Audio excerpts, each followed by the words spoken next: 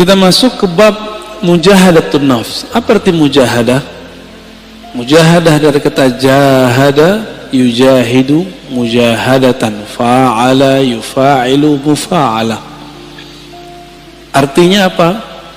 Bazlul juhud fi mukhalafatin nafs.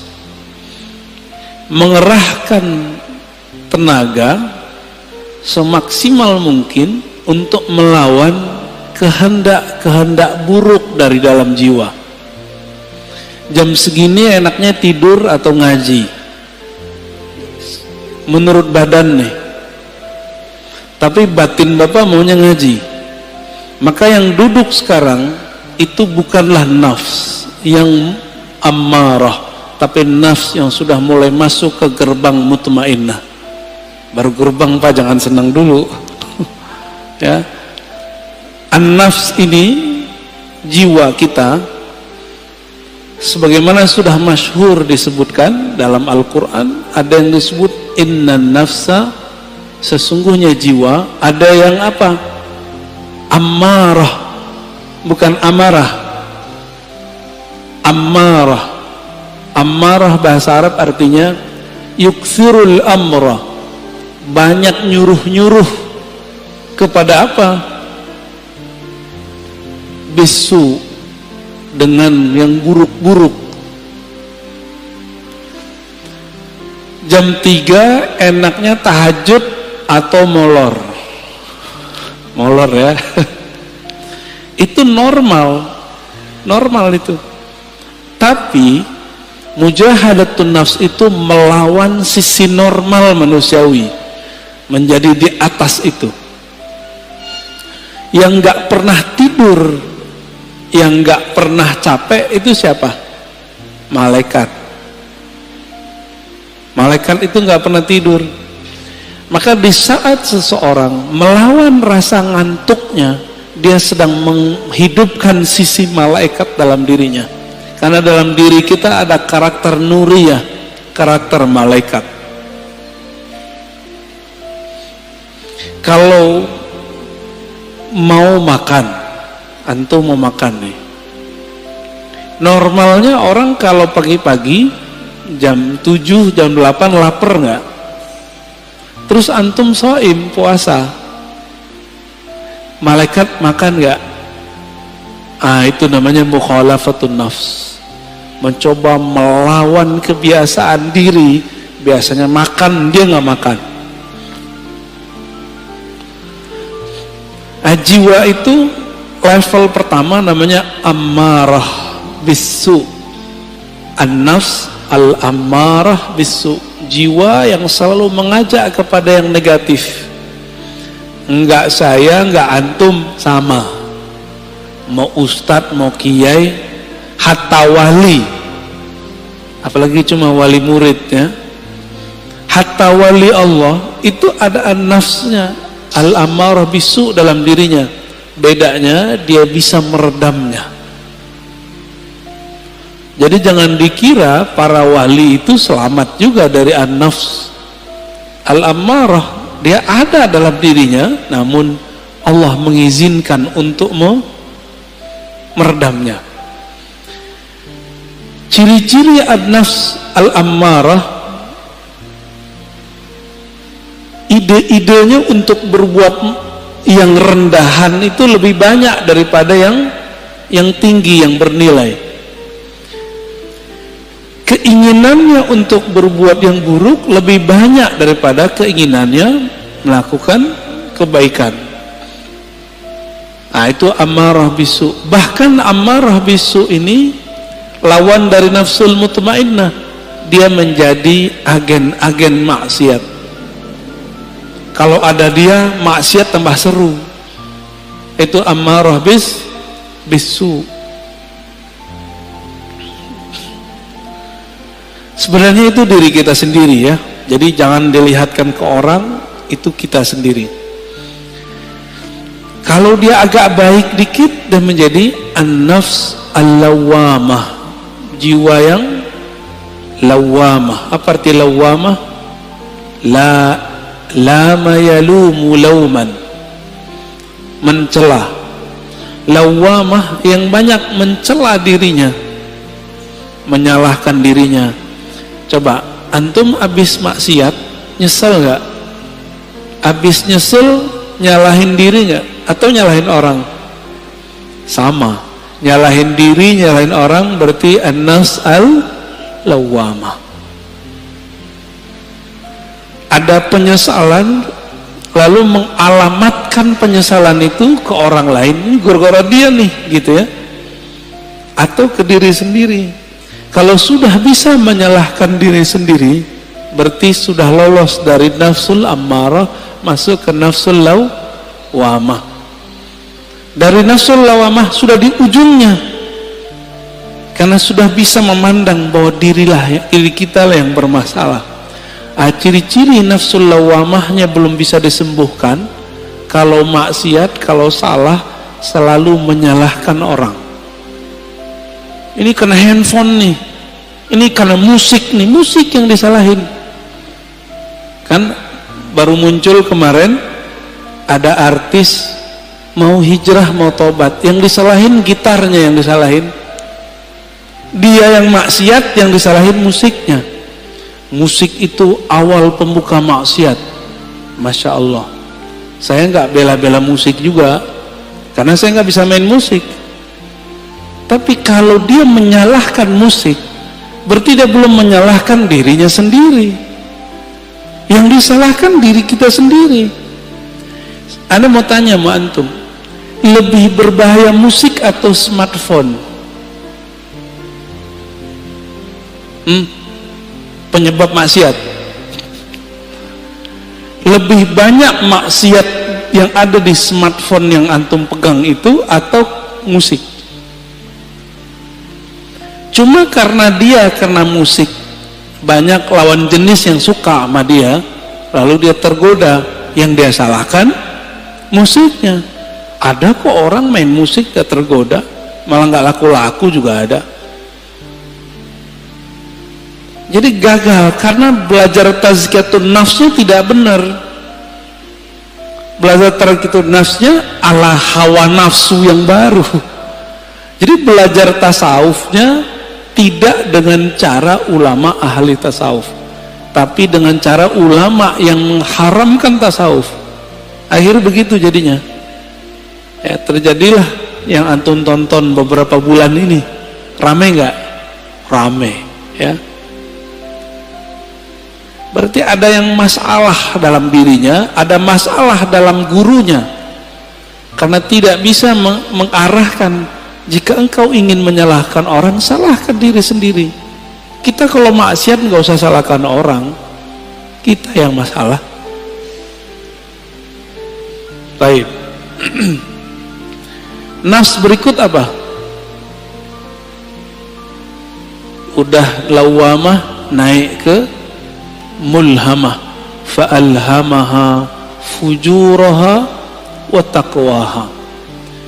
Setelah Allah menyempurnakan jiwa, maka Allah mengilhamkan kepada jiwa bahwa di dalam dirimu, hai jiwa, ada fujur dan takwa.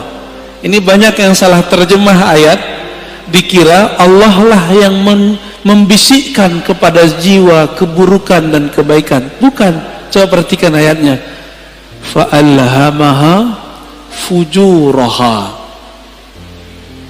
Lalu Allah mengilhamkan, memberitahukan kepada jiwa sifat buruknya ini loh, dan takwaha, sifat baik kamu ini. Bukan terjemahannya Allah lalu membisikkan supaya dia berbuat baik atau berbuat buruk, nggak begitu. Ya, ini ada fi di dalamnya. Fa'alhamaha fujuraha wa taqwaha. Ada satu riwayat yang masyhur di kitab-kitab, cuma sayang setelah diteliti Imam Suyuti, Imam Ibnu Jauzi, riwayatnya dhaif. Tapi maknanya sahih, sesuai dengan ayat-ayat ini, bahwa dahulu kala awal Allah menciptakan nafs jiwa. Ini riwayat didhaifkan, emang dhaif, setelah saya teliti dhaif, Tapi riwayat ini saya masukkan ke Israiliyat. Kalau masuk ke Israiliyat kita boleh cerita, ya. Tatkala Allah menciptakan nafs, lamma khalaqallahu nafs, ketika Allah menciptakan jiwa, maka Allah bertanya, man ana wa man anta, aku siapa, kamu siapa? Apa kata jiwa? Anta anta, ana ana.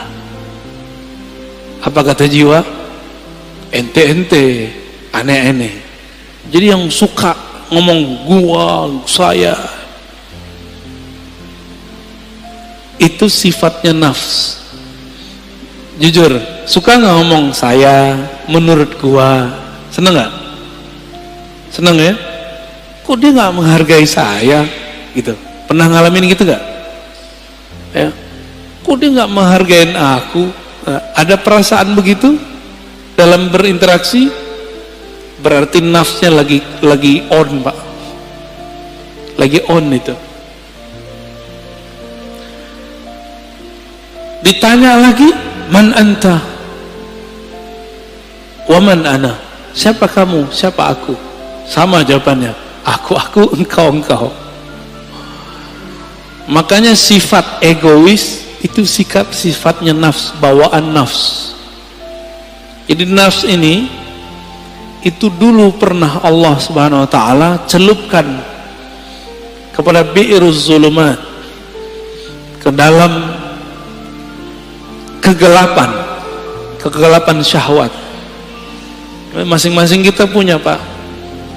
Walaupun soleh-soleh ini kayaknya, berjenggot, berkopiah, bergamis, bersarung, nafsu kita sama-sama jelek. Mau saya, mau antum sama. Ya, jadi nggak usah putus asa ya, biasa aja. Siapa tahu antum lebih mulia dari aneh, gitu dalam nafs. Tapi kalau udah merasa mulia, berarti nafsnya udah rusak. Nafsu udah rusak. Baik. Lalu Allah buatlah nafs itu lapar. Dibuat lapar itu nafs. Sekian ribu tahun dia lapar. Lalu Allah bertanya lagi, ayatuhan nafs, man ana wa man anta, saya siapa, engkau siapa? Kata Allah. Barulah nafs itu merasa butuh. Apa kata nafs? Ya Rabb, anta Rabbi, engkau adalah Rabbku, Tuhanku, sedangkan aku adalah hambamu. Inilah asal muasal daripada tazkiyatun nafs, mujahadatun nafs. Jadi nafs ini hanya bisa dikekang dengan satu hal, lapar. Gak bisa lebih, gak bisa kurang, gak bisa lebih dari itu, gak bisa kurang juga dari itu. Dibikin lapar dia. Jadi kalau antum merasa bahwa kok susah ngelola diri ini, puasa. Jangan hanya puasa fisik, mulai puasa yang sifatnya lebih detail. Pernahkah kita puasa gadget? Pernahkah kita puasa ngomong yang buruk-buruk? Jangan puasa ngomong nggak ngomong sama sekali. Puasa tidak ngomongin orang, bisa nggak? Pernahkah kita puasa tidak memikirkan dunia? Syekh Abdullah Faiz Ad-Daghestani An-Naqsyabandi itu kalau beliau terpikir dunia, beliau tobat mandi wajib, mandi tobat. Ada orang begitu, Pak. Kalau kita baru bangun tidur ingat dunia nggak? Nyari handphone, bener. Antum bangun tidur gak nyebut nama Allah, Allah cemburu. Untung masih dikasih nyawa bangun subuh. Alhamdulillahirabbil alamin. Baik. Itu an-nafs al-mulhamah. Allah ngasih tahu kepada jiwa, di dalamnya ada fujur, kekejian, kehinaan, syahwat yang meledak-meledak, dan juga ada taqwaha, ada nilai baiknya. Maka sampai nanti, sampai kita mati, ini gak akan selesai. Walaupun sudah naik jadi nafsu mutmainnah. Maka jangan pernah merasa aman dari diri kita. Saya nggak pernah merasa diri saya aman. Apalagi udah sok-sok suci, doain orang lupa doain diri sendiri. Aku doakan kalian husnul khotimah, dia lupa sama dirinya sendiri. Baru tobat dari musik, udah sok menggurui orang lain. Dia belum tobat daripada egonya. Baru hijrah beberapa bulan, udah berani menggurui orang lain, lupa menggurui dirinya. Lalu melihat orang lain yang melakukan hal masa lalu dia dengan pandangan hina. Kita agak sedih dengan orang-orang begini, ya. Sedih dengan diri kita sendiri. Kok kita mau juga nonton orang begitu, ya. Baik. Inilah gerbang mulhamah. Jika dia sudah mengenal sisi buruknya dan juga mengenal sisi baiknya. Kira-kira kalau orang berakal ngikutin yang mana? Karena dia sudah tahu di dalam dirinya ada sisi buruk, dia tidak menyesali putus asa kalau terjebak pada maksiat. Emang dari sononya udah begitu. Fa'alhamaha fujuraha wa taqwaha. Memang karakternya nafs ini begitu. Dia mengikuti yang rendah-rendah, fujur. Ada yang halal, maunya yang haram. Emang begitu kita. Maka Bapak Saudara makan Allah, kalau kita sudah tahu, coba lihat filosofinya. Kenapa Allah tidak pertama kali mengatakan fa'alhamaha taqwaha wa fujuraha? Tapi yang dimulai apa? Fujur dulu baru taqwa. Walaupun secara bahasa Arab wow itu artinya setara, tapi secara makna apa kata Imam Syafi'i? Ibda bima bada'ahu Allah. Imam Syafi'i itu kalau ketemu ayat susunan, maka beliau mengatakan mulailah memperhatikan dari mana Allah memulai. Itulah rahasianya, bahwa orang itu pasti muncul dulu fujurnya, kekejiannya. Jangan-jangan saya lebih keji daripada antum, kan nggak tahu juga. Jangan-jangan yang berbicara ini lebih hina daripada yang mendengarkan. Tapi jangan putus asa. Allah itu ngasih tahu bahwa diri kita hina. Kalau kita terjebak, jangan putus asa. Kita punya sisi yang takwa, disebut tobat, gitu. Maka orang-orang yang bertobat dari masa lalunya dengan menyalahkan dirinya sendiri, tidak menyalahkan orang lain, lalu mentazkiyah dirinya, membersihkan dirinya, baru kemudian membicarakan yang lain. Orang ini sudah mulai naik ke makom berikutnya, an-nafs al-mutmainnah, jiwa yang tenang. Lalu bagaimana cara supaya jiwa itu bisa dibersihkan? Maka kita katakan mujahadah itu nama sekolahnya, kurikulumnya namanya tazkiyatun nafs. Bisa bedain? Tasawuf itu nama kampungnya. Jadi tidak ada namanya tazkiyatun nafs kalau tidak bertasawuf. Nggak akan ada, Pak. Oh, ini sudah ada sebelum tasawuf. Iya, tapi itu spiritnya tasawuf. Tazkiyatun nafs itulah yang disebut dengan taubah. Tazkiyatun nafs itu disebut dengan taubat. Dimulai dengan tazkiyah nafs itu dengan cara puasa, taubat, ya, taubat dari dosa. Jadi kalau kita turunkan tasawuf, mujahadatun nafs, apalagi tazkiyatun nafs, begitu modelnya. Jadi kalau ada orang mengajak kajian tazkiyatun nafs tapi tidak memulai dengan tasawuf, gimana kurikulumnya? Pasti ada halalnya, pasti ada kelemahan-kelemahannya.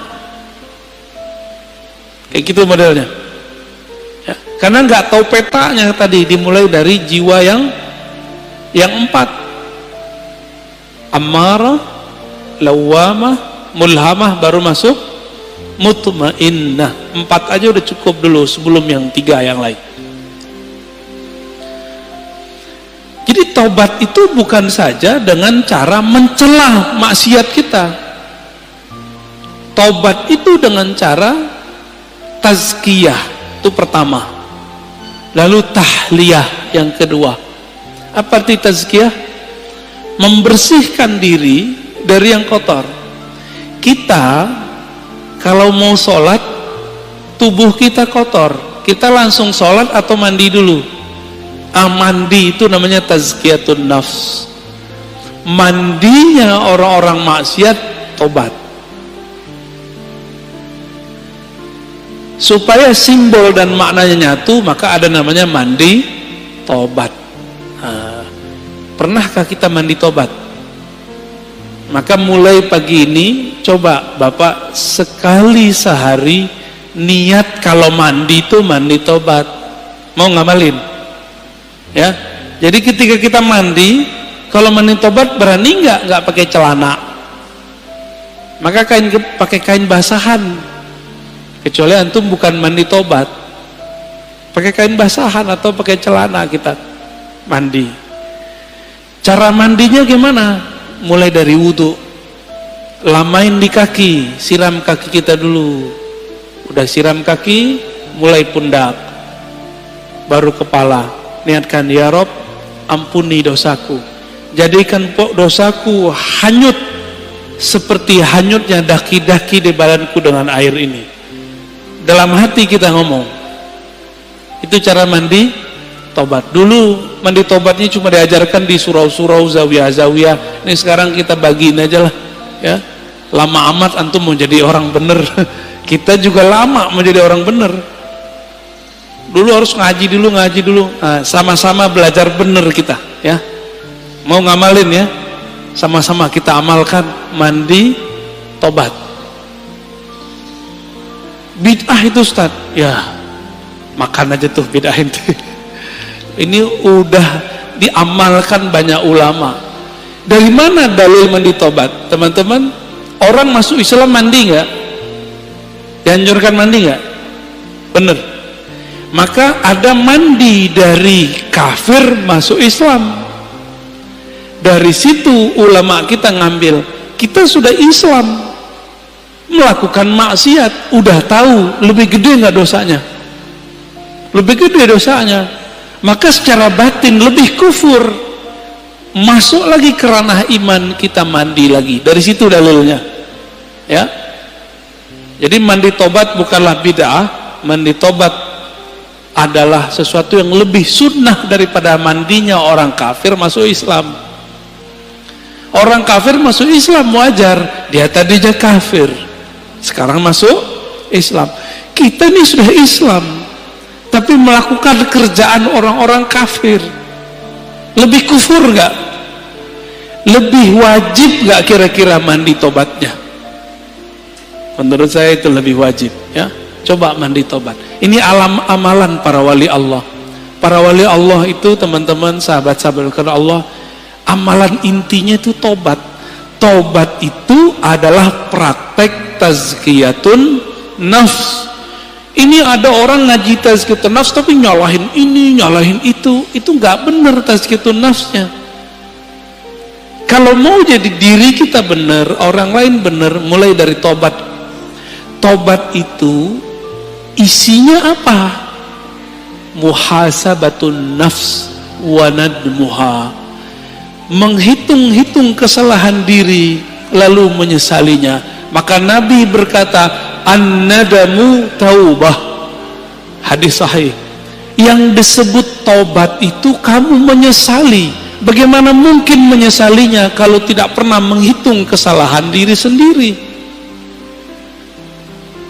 Pernah nggak ngitung kesalahan kita? Yang ada kita ngitung kesalahan orang, kesalahan gitar, kesalahan musik lagi yang disalahin, orang teman lagi yang disalahin. Itu di luar nggak ada. minum khamar itu tua, kalau nggak diminum nggak masalah kan? Masalahnya antum minum itu aja. Baik. Tasawuf dalamnya apa? Mujahadatun nafs. Dalamnya lagi apa? Tazkiyatun nafs. Inti tazkiyatun nafs apa? Taubat. Ciri-ciri orang tobat, dia suka mencari kesalahan dirinya sendiri, bukan kesalahan orang lain, apalagi kesalahan kelompok lain. Paham? Apalagi kesalahan thariqat lain, manhaj lain. Kalau di dunia kerja, ciri-ciri orang yang sudah tobat, pribadi tobat, dia kalau ada kesalahan dalam pekerjaan tim tidak suka menyalahkan kawannya, tapi dia suka menyalahkan dirinya sendiri. Makanya kemudian prinsip-prinsip agama ini sudah menjadi sistem dalam perusahaan-perusahaan. Ada namanya report, benar. Report, laporan harian, laporan mingguan, laporan bulanan, laporan tahunan, benar. Itu namanya muhasabah. Jika orang-orang sekarang bekerja untuk dunia pakai prinsip tobat, kenapa untuk akhirat tidak menggunakan prinsip tobat? Jika ada perusahaan tidak menggunakan sistem report, kira-kira dia punya kemajuan nggak masa depan? Nggak ketahuan dia maju. Dia ngerasa maju tapi nggak maju-maju. Samalah kira-kira begitu. Jika seorang jiwa, suatu kelompok sibuknya dengan kesalahan orang, tidak sibuk dengan kesalahan diri sendiri, spiritualnya nggak naik-naik. Ya, jumlah orangnya bisa tambah banyak, tapi jiwa mereka tidak berkualitas. Di dalam Al-Quran Allah berfirman, wajahidu fillahi haqqa jihadih, dan berjihadlah, bermujahadalah, ya. Mujahidu artinya bermujahadahlah fillah. Jadi ada dua, jihad itu fi sabilillah, sedangkan mujahadah fillah. Bisa bedain? Jihad di jalan Allah, kita sedang memperjuangkan agama Allah, itu jihad fi sabilillah. Tapi kalau kita sedang melawan diri sendiri, itu namanya jihad fillah. Jihad mengalahkan diri, memenangkan Allah, itu namanya surat Al-Hajj ayat 78. Ini dalilnya kita.